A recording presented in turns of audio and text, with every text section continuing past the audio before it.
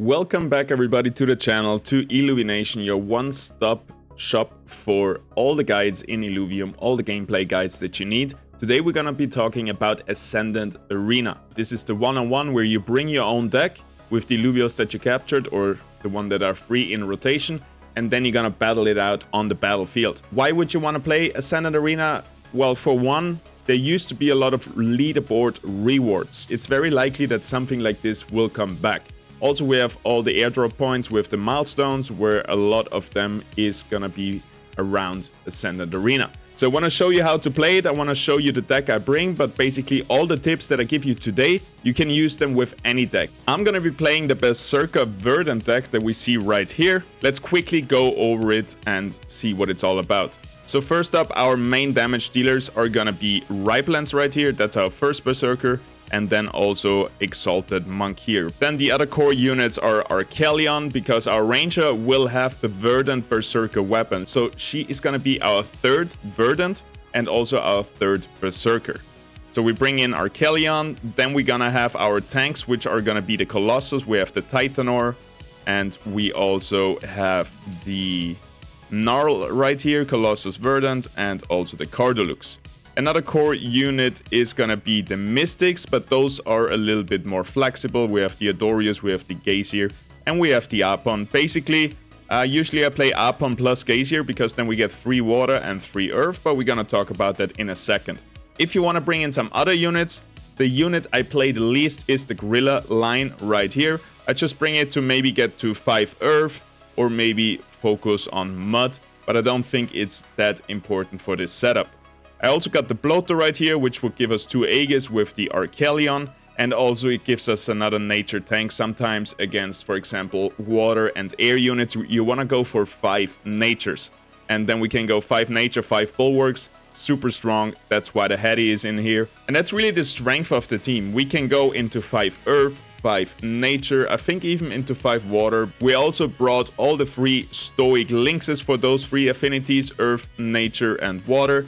And to play those, you have to have a Lynx stage 1, the basic one, and a Stoic Lynx stage 2 in your team. The problem with Lynx is it's an expensive unit and you need 2 Ascension tokens to just get the basic synergies, for example, Nature and Bulwark right here. You need to ascend, evolve your Lynx 1 time into the stage 2, then you get a Bulwark, and then another time to get the affinity. And the thing is, we can get the same with just this Groko, 25 mastery points, and you get a nature bulwark tank without losing 2 ascension tokens and so on. So the Lynx is here for the late game when we have all our team maxed out and we want to, for example, sell our Grokos and upgrade them to be a Lynx, which are way stronger than a Groko, but they don't give you more synergies. So that's the reason why we have all those Stokos and all those Grokos in here, sometimes to go for 5 earth, maybe you want to go 5 fighter, and so on. The one unit that you will probably never use is this foe right here. I just got him here because Arena gives experience and I'm playing a lot of Arena these days, so I want him to level up and fuse him into a Phosphorus. He's also good if you want to go, for example, 5 nature, 5 fighter version of this deck, but I've experienced that 5 fighter is not really needed. This extra damage boost, we have enough damage with just our Berserkers, and it's way better to have, for example, 5 Bulwarks. Then we come down to the weapons. We have the Bramble Cleaver. That's our main weapon for our Ranger. We bring it in around turn 3, turn 4. It gives us Verdant and Berserk. It's a 90 cost unit, so a strong weapon, tier 4. And then we have the 10 cost, just nature fighter sword for the early game. Our suit of choice will be the Hemothirst Plating, because this one gives us the most Omnivamp. And if you look at the Bramble Cleaver, the more Omnivamp we have, we get more max health. So this is a double bonus, but you can also take another 100 cost suit, for example, which could be better. This is something you can play around with. One thing I noticed, I need a 20 cost and a 30 cost armor, maybe even a 10 cost armor, because then if you have all of those, you will never be left with 20 mastery points that you cannot use. You can maximize the strength of your team on the board if you have all those different suits. I wasn't able to craft them yet, so what you can do right here, you can click here, prioritize owned items, so you see all the items I have. So I just crafted actually a 40 cost armor, so let's bring that in. And now I would like to have a 20 cost armor as well. So you can click right here, prioritize free rotation items. Every week we have free rotation assets, we have illuvials, we have suits, weapons, and everything like that. They will only stay for a week, but in this week you can use them, so you don't have to craft them yourself, and you can first maybe try out a new weapon before you go all in and craft it, because they can be very expensive. So let's bring a 20 cost armor right here, and that's gonna do it for our team. Click save and you have your Berserker Verdant. But again, this is not needed. You can take the tips from this Arena Ascendant guide into every team. And at the end of the video, I'm gonna show you something to build any team into a viable arena team. So let's jump into a game so I can explain you everything I know about the arena and hopefully guide you through my thought process so you can take something with you to apply in your own games. So first up, we got the augment selection phase. Those are not really ideal augments. The augments I like to go for are fully offensive augments, perfect for our berserkers. What we got here is 15% attack speed to nearby units. So this is not ideal because if we equip this, for example, to our Riptor, he himself is not gonna get this. But what I like to do is, because usually you don't get 4 perfect damage augments for those 2 berserkers, I like to get 2 kind of supportive offensive augments for my Riptor, and then 2 fully offensive augments for my monk here, and he's gonna be our main carry right here. First round, you just get those 2 guys in. You equip the sword on your ranger, gives you 3 fighters. Did you know, if you hit the subscribe button and like the video, you can enjoy the video even more? No way. It's true. Back to the video. We're gonna really see the perfect augments for our monk here. I got really lucky in this match, getting the absolute best augments for our monk here, or one of the best. There's many different combinations now with the augments. So we see right here our enemy is playing just 2 bulwarks, has no synergies activated, and still we are gonna just barely lose this fight. Sorry for the spoiler, but our team is just not the best on level 1. It's not the worst either. I've won a lot of level 1 fights, but overall speaking, the very early game, we are lacking behind a little bit. But comes round number 3, we have a huge power spike, and this is enough. Round number 3 is early enough to stabilize your board and keep pushing for those wins. So now for round number 2, the augments are not ideal either. We have 1 time here minus attack speed, then we have minus shields for the enemies, but I don't know what the enemies do yet. They have an Atlas, so they have some shields, but it's a little bit far-fetched to go for that one. And the one we ended up going for is this one, which makes it so every time Ripelands casts, he's gonna reduce the enemy Omega ability, so the enemies are gonna do less damage with their casts. And Ripelands is casting a lot, so this is pretty good. And also we got really lucky because the enemy, again, spoiler alert, is playing Scions, so we were able to get the perfect augment for the Scions. So we have 2 options right here. We either go for the Gnarl and the Archie, giving us 3 nature and also already a Verdant. But what I like to do more these days is going for the Cara Blue, evolve it to be toxic, and also evolve our Ripelands to be toxic. Now that we evolved our Ripelands, once you evolve a unit, you can position it freely. Otherwise, it costs something to reposition. So we're gonna move them over here, our tank over here, so we have enough space for all our damage dealers to come in here and attack hopefully the same target. Sadly, our monkey is going to the Atlas. Ideally, you want to have all your 3 damage dealer attacking the same guy, but it's not a big deal. But maybe that's the reason why we also lost round number 2 right here. Also, Squiz is just really strong in those very early rounds, but that's not a problem. Round number 2 is not our big one yet. Round number 3, you will see it in a second, we're gonna spike and we're gonna have a huge power boost. And yeah, I don't want to spoil it too much, but right now for the augment selection, we have Aegis. We have Aegis unit on Archelion, but it's not really needed. And what I saw is Perpetual Entropy, really good for his Squiz, giving him almost instantly 2 casts, and then Void Energy, also extra energy. And it seems like he's playing around casters, so we want to deny those 2. And I know he's gonna go 3-bet this one, 1-bet this one, so that's why we also 3 and 1-bet to deny those augments. So now we have a little bit of an idea already what he's gonna go for. It's probably gonna be Scions. Shock doesn't really fit into that anymore. Now we're gonna upgrade our Scorpion to be a Berserker and also get the stage 2 monkey. So now we have 2 Berserkers on the board. We're gonna bring in the Water Grocko, giving us 3 water and also 2 Bulwark already. And in a second, we're gonna also bring in the Kling plus the Archie, giving us free nature, free water, 3 bulwarks, 2 toxic, 2 berserkers, 3 fighters. Really, really strong turn 3 team right here. Look at all the affinities, and all those units are really strong as well. So we're gonna keep with the position. We're gonna move our ranger a bit over. We could have now had the chance to move our monkey over here, so then all our 3 fighters are on the same side and are able to attack the same unit.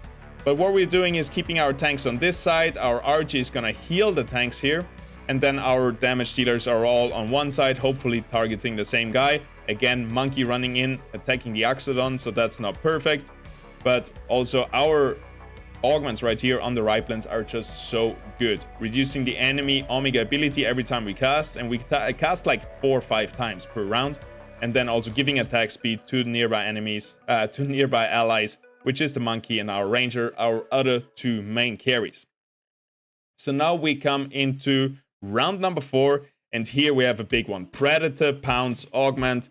Every time we kill something, we jump to the next lowest health unit and do 100% extra damage on our next attack. This is huge on the monkey, and you will see him go crazy. He's gonna go bananas in a few seconds.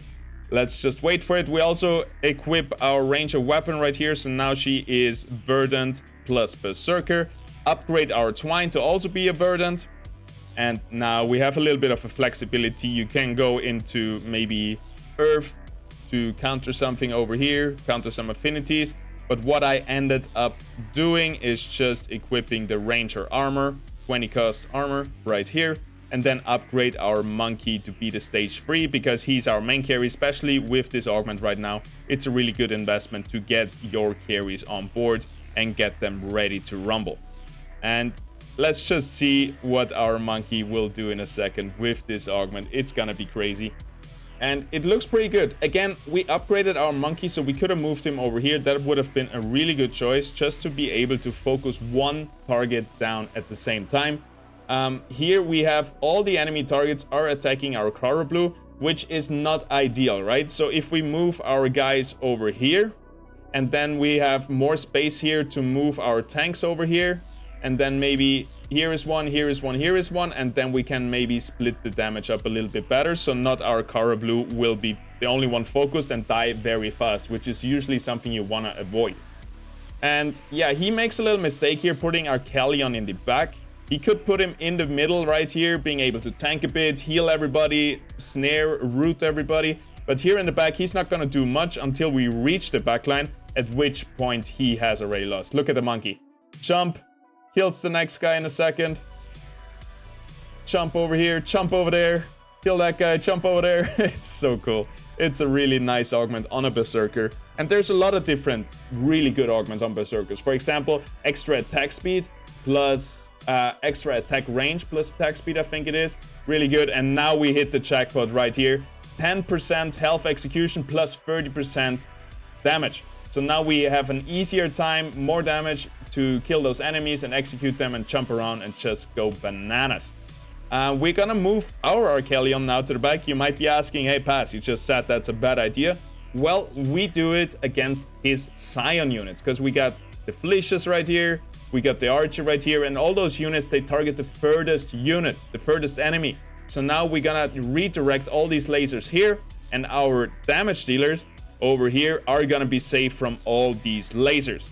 Then we also sell the Grocko because now we had 4 bulwarks. We bring in the Scarabog plus the Monkey plus the Ebb, which gives us our full standard composition for this team: Verdant, Nature, Earth, Water, Berserker, Empath, Bulwark, Fighter.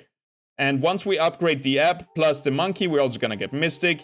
And yeah, as you can see, all my guys, all my ranged units are here in the back, because we don't really need them. All we need is our damage dealers to survive. So now you can see the lasers coming in and they're not gonna hit anybody. See that? Our Berserkers are free to jump around, go crazy, and just roll over the enemy. One thing that I want to mention before this game ends, the next thing, the next carry, the next big guy we have to bring in would be the Titanor. Titanor absolutely busted right now, oftentimes doing the most damage on the field if you get a good Titanor Omega hitting a lot of units. He's so tanky with the right augments like health regeneration or thorns and stuff like this. He can become an absolute beast. And so for the next turn, turn number 6 that would be, I think, we will bring in the Titanor, upgrade him fully, then get all our Colossus on board. And at this point, we have a huge power spike again.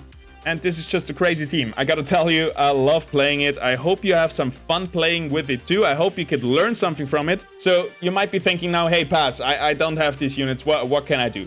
I have a guide for you which teaches you how to build a good team out of anything. It's called the Overworld Team Builder, but it's the same principles that apply also in the Ascendant Arena.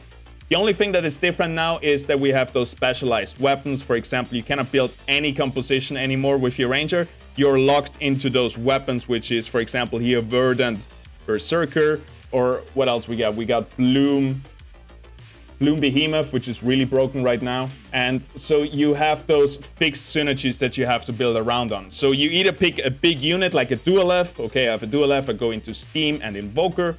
Or you pick your weapon. Okay, I have a Verdant Berserker weapon, so I'm gonna bring in Verdant Berserker and expand from there. But the core principles are exactly the same, and I think this guide right here is gonna teach you a lot how to build a good team out of anything.